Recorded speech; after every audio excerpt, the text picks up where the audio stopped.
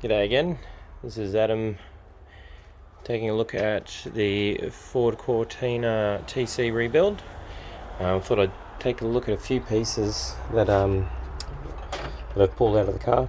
So basically what we're doing at the moment is we're going to pull pretty much everything out of the car. There's a few bits and pieces we're going to leave, but pretty much going to pull everything out of the car and take a look at it piece by piece and then recondition it piece by piece.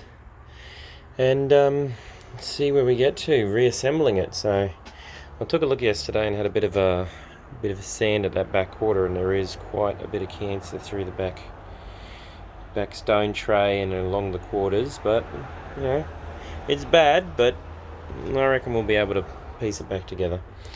There's a few bits and pieces here, like this guy. So I just pulled off the window handle because I need to get to the back inner door, and I'll show you that in a second. But these little pieces here, I thought they were just glued on, but they've actually got a little tab just there that they stick through the back. So luckily I didn't get too rough with that and kept that all together.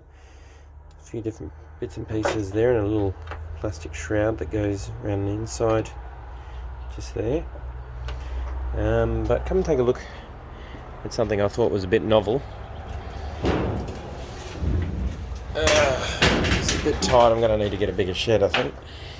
But yeah, as you can see, mostly interior's pulled out now, but that's okay. I've got carpet sitting there, brand new carpet sitting there on the roof. And this is the guy I'm working on at the moment. I thought it'd be interesting to show you something that I found when pulling off this door trim. So the reason I'm pulling off this door trim is not just because for the hell of it. In fact, I'd like to keep them in as much as I can intact, but of course I'm going to have to paint it, so they're probably all going to have to come off anyway. But as I was pulling off this door trim, you know, we've got a few things that are pulled off here. So just the ashtray in the rear door trim isn't something you don't really see very often these days. A little plastic shroud, chrome plastic shroud that goes around there, and the door arm rest, which is here, which might be something else I'll look into a little bit later too, to see how.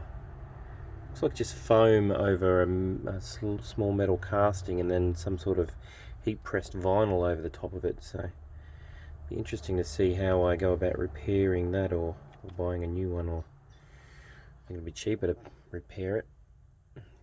Less a couple $100 to buy one. And the window winder, as we saw before. But once I pulled this off, you can see it's quite normal to see the inner plastic to cover it from any crap going inside the door. But across the top here, this looks like plain old masking tape. Just the run-of-the-mill Stanley masking tape, whatever it is.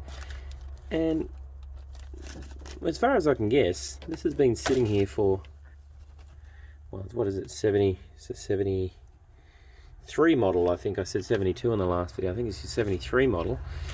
So, I don't know, my math's not working all that well. So 7, as that brings it to 80, 90, 2000, 20, 40, 47 years? Is that right?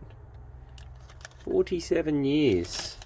This bit of plain old consumer brand masking tape has been sitting here holding this inner plastic on the door trim. Fantastic stuff. Alright, yeah, well, I was saying that I can't get this back door open. That's why I'm taking this inner door trim off. So I'll have a look at the internal mechanism in a little bit. Catch you in the next one.